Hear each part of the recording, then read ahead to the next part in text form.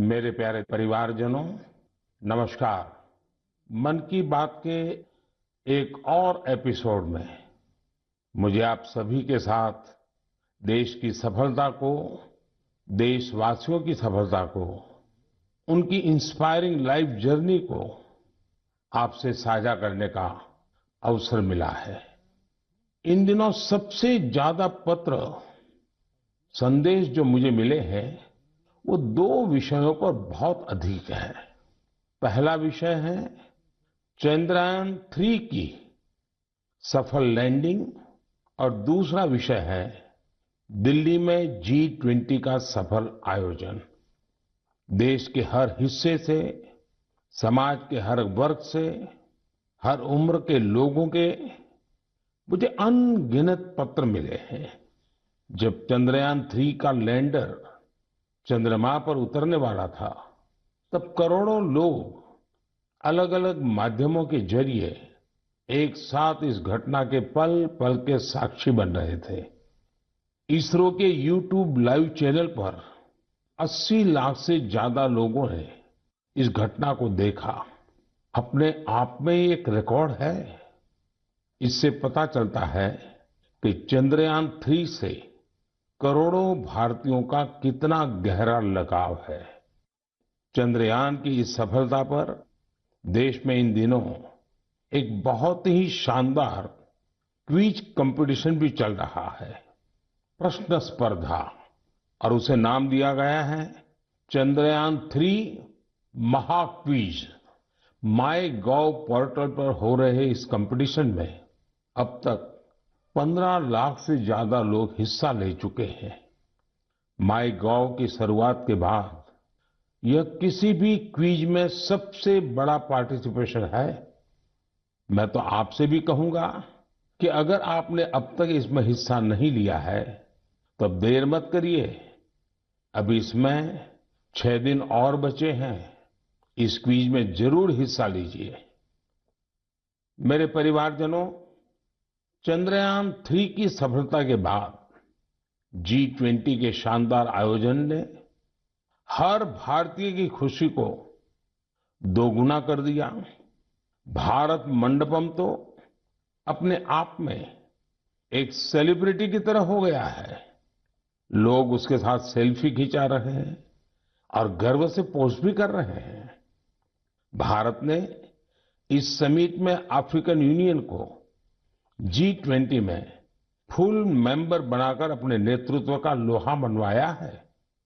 आपको ध्यान होगा, जब भारत बहुत समृद्ध था, उस जमाने में हमारे देश में और दुनिया में सिल्क रूट की बहुत चर्चा होती थी।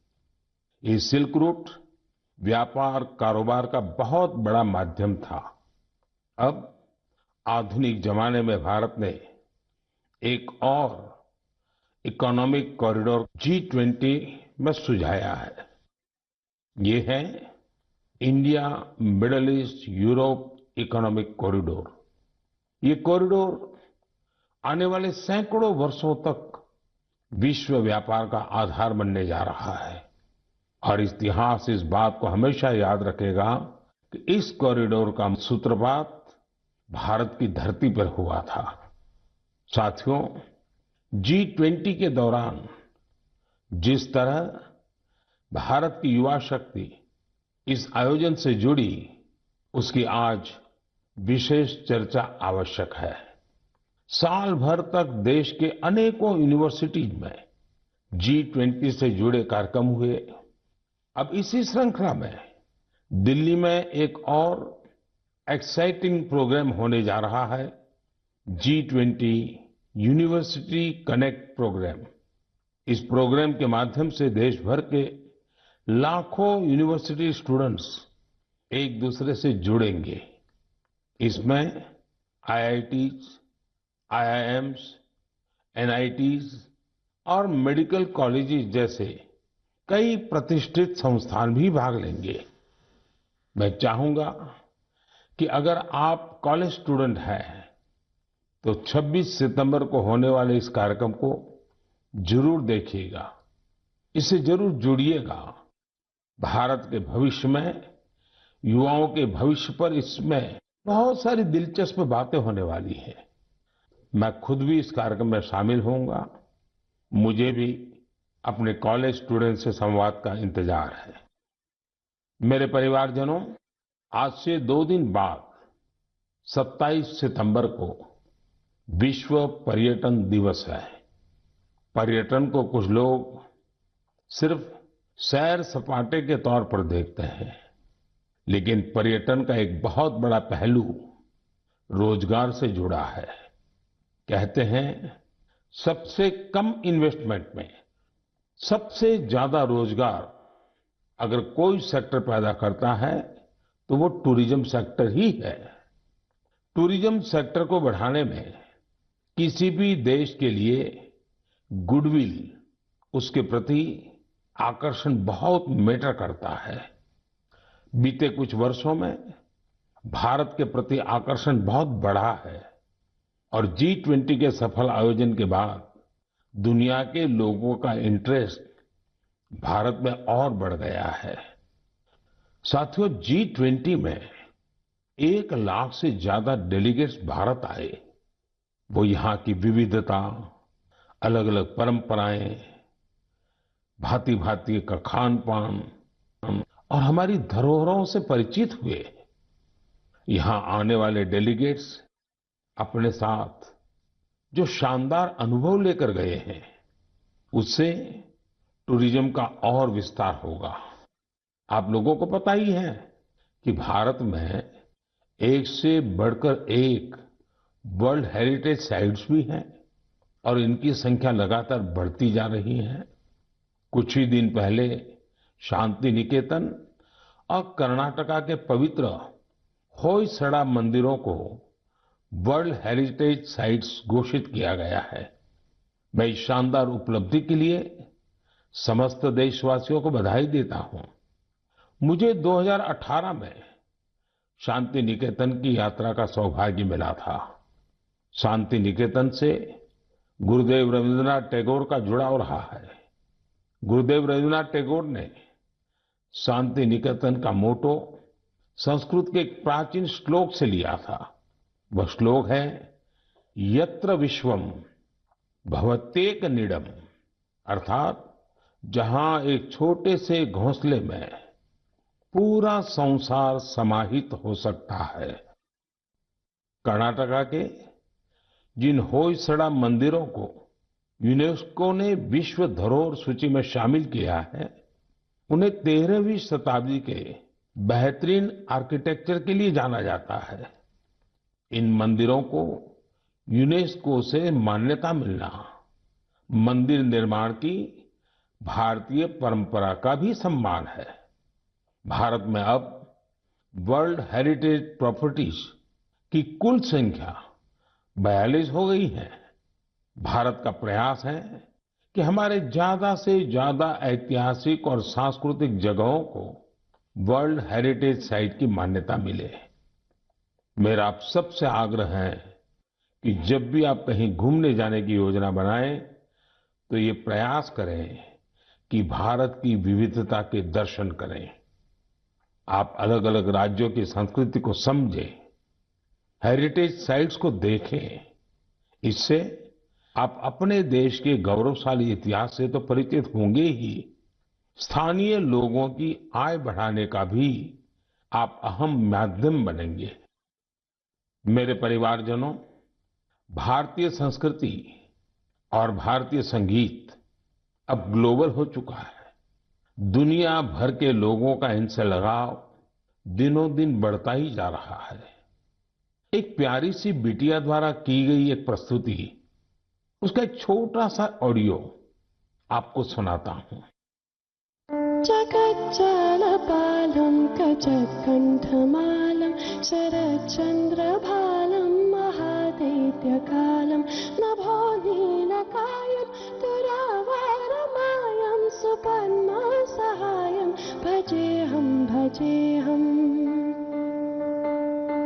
नागेन्द्रहाराय त्रैलोचनाय भस्मङ्गरागाय माहेश्वराय शुद्धाय दिगम्बराय शिवाय।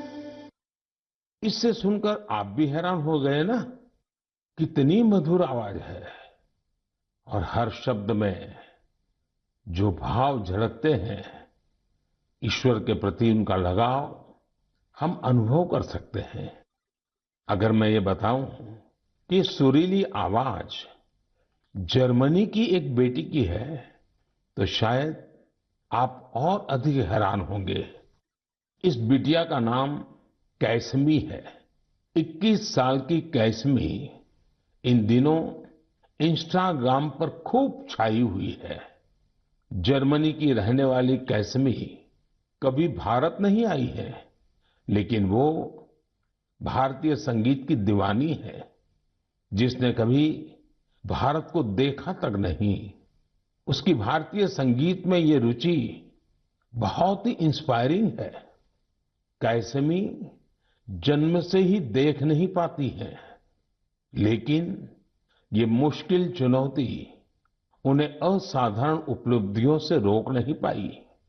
म्यूजिक और क्रिएटिविटी को लेकर उनका पैशन कुछ ऐसा था कि बचपन से ही उन्होंने गाना शुरू कर दिया। अफ्रीकन ड्रमिंग की शुरुआत तो उन्होंने महज 3 साल की उम्र में ही कर दी थी। भारतीय संगीत से उनका परिचय 5-6 साल पहले ही हुआ। भारत के संगीत ने उनको इतना मोह लिया, इतना मोह लिया कि उसमें पूरी तरह से रम गई। उन्होंने तबला बजाना भी सीखा है। सबसे इंस्पायरिंग बात तो यह है कि वे कई सारी भारतीय भाषाओं में गाने में महारत हासिल कर चुकी है। संस्कृत, हिंदी, मलयालम, तमिल, कन्नड़ या फिर असमी, बंगाली, मराठी, उर्दू, उन्होंने इन सब में अपने सुर साधे हैं। आप कल्पना कर सकते हैं, किसी को दूसरी अनजान भाषा की 2-3 लाइनें बोलनी पड़ जाए तो कितनी मुश्किल आती है। लेकिन कैसमी के लिए जैसे बाएं हाथ का खेल है। आप सभी के लिए मैं यहाँ कन्नड़ा में गाए उनके एक गीत को शेयर कर रहा हूँ। ನಮ್ಮ ವಚನ ಬಹುವಚನ ನುಡಿರು ಕನ್ನಡ ನಡೆಯಿರೋ ಕನ್ನಡ. ನಮ್ಮ ವಚನ ಬಹುವಚನ ನುಡಿರು ಕನ್ನಡ ನಡೆಯಿರೋ ಕನ್ನಡ. ಕನ್ನಡ ನಮ್ಮ ಕನ್ನಡ. भारतीय संस्कृति और संगीत को लेकर जर्मनी की कैसमी के इस जुनून की मैं हृदय से सराहना करता हूं। उनका यह प्रयास हर भारतीय को अभिभूत करने वाला है। मेरे परिवारजनों, हमारे देश में शिक्षा को हमेशा एक सेवा के रूप में देखा जाता है। मुझे उत्तराखंड के कुछ ऐसे युवाओं के बारे में पता चला है जो इसी भावना के साथ बच्चों की शिक्षा के लिए काम कर रहे हैं। नैनीताल जिले में कुछ युवाओं ने बच्चों के लिए अनोखी घोड़ा लाइब्रेरी की शुरुआत की है। इस लाइब्रेरी की सबसे बड़ी विशेषता यही है कि दुर्गम से दुर्गम इलाकों में भी इसके जरिए बच्चों तक पुस्तकें पहुंच रही है। और इतना ही नहीं, ये सेवा बिल्कुल निशुल्क है। अब तक इसके माध्यम से नैनीताल के 12 गांवों को कवर किया गया है।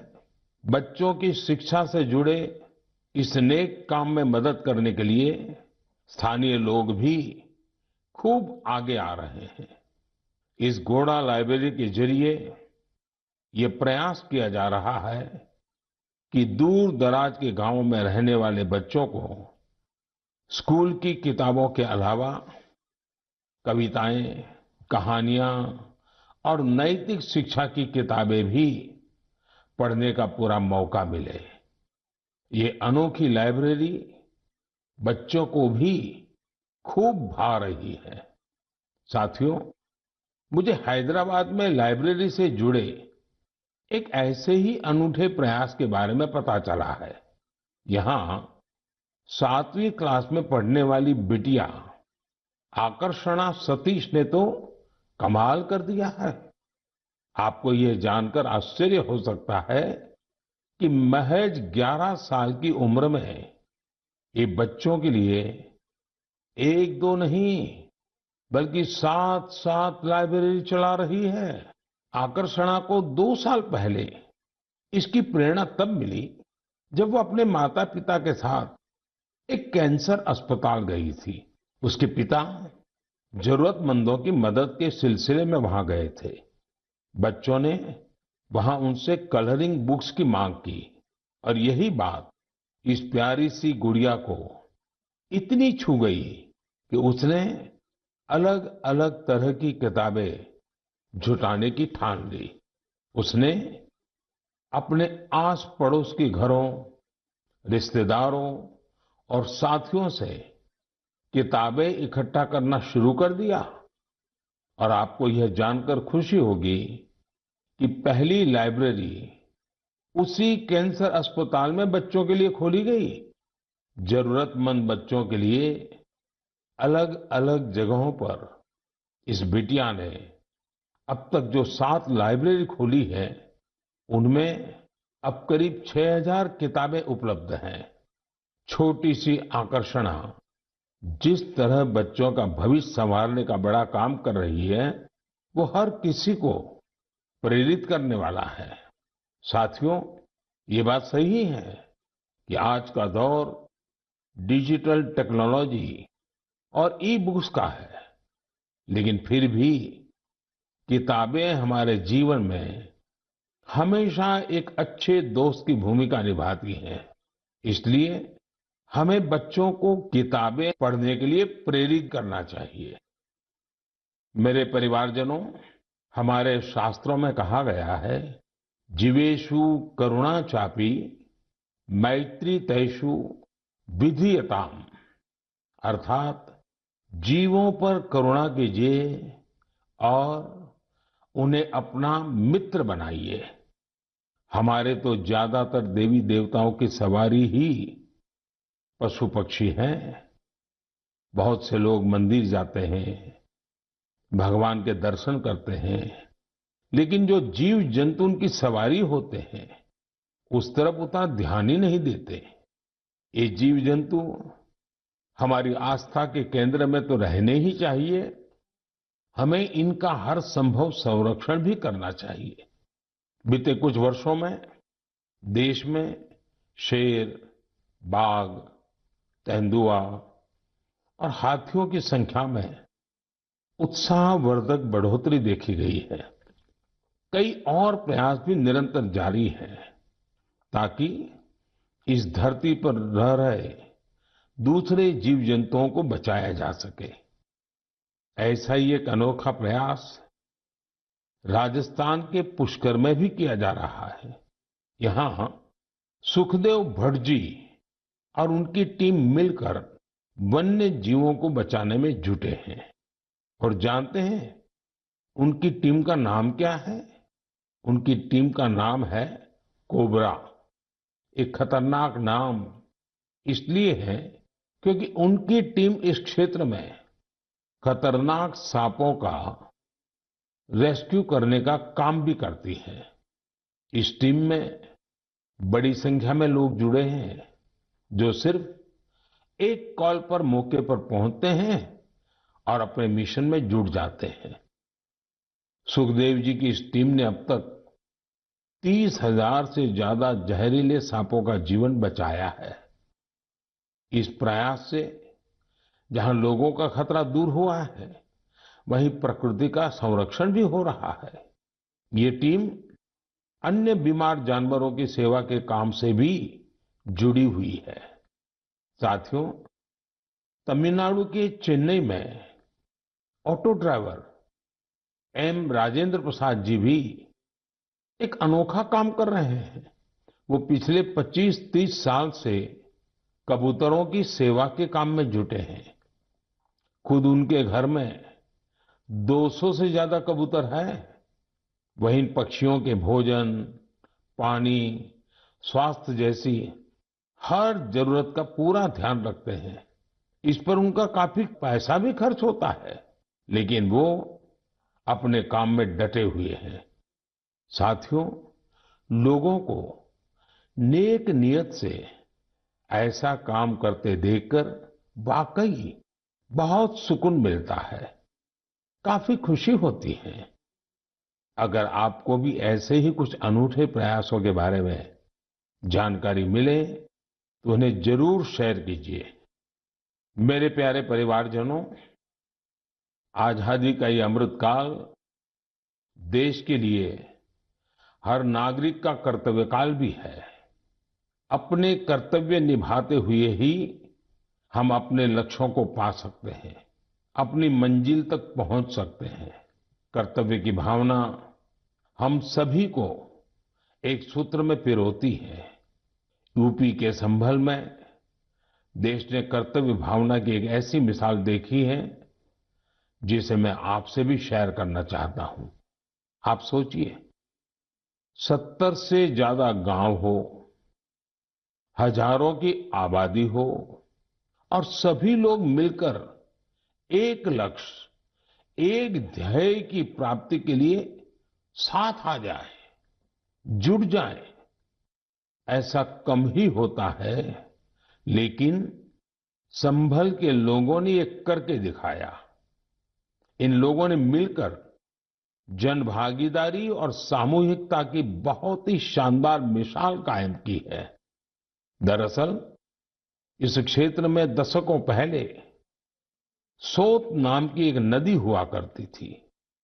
अमरोहा से शुरू होकर संभल होते हुए बदायूं तक बहने वाली ये नदी एक समय इस क्षेत्र में जीवनदायिनी के रूप में जानी जाती थी।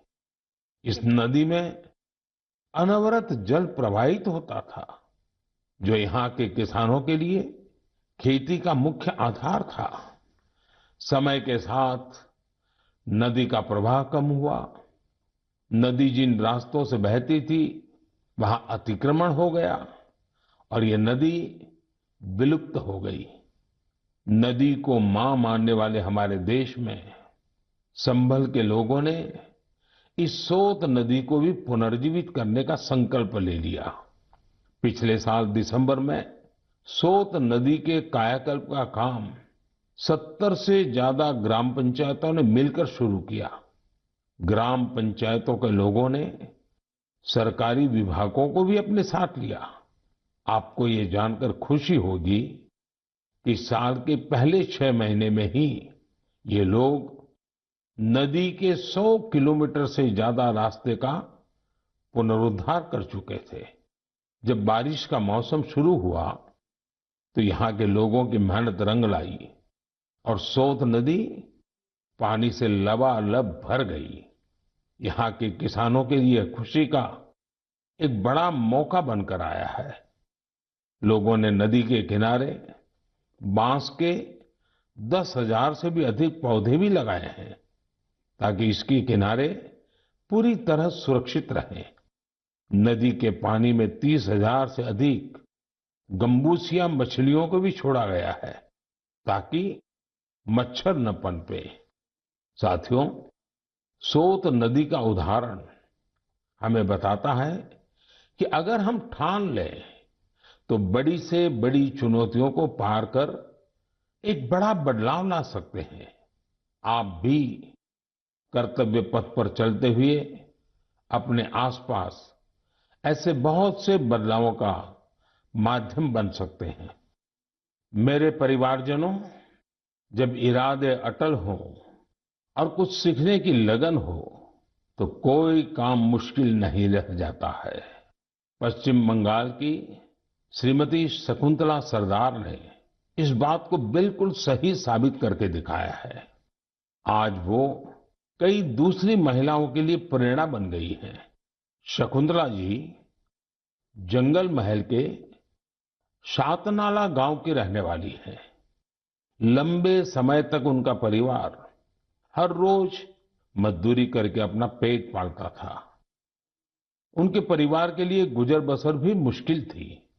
फिर उन्होंने एक नए रास्ते पर चलने का फैसला किया और सफलता हासिल कर सबको हैरान कर दिया। आप ये जरूर जानना चाहेंगे कि उन्होंने ये कमाल कैसे किया। इसका जवाब है एक सिलाई मशीन। एक सिलाई मशीन के जरिए उन्होंने साल की पत्तियों पर खूबसूरत डिजाइन बनाना शुरू किया।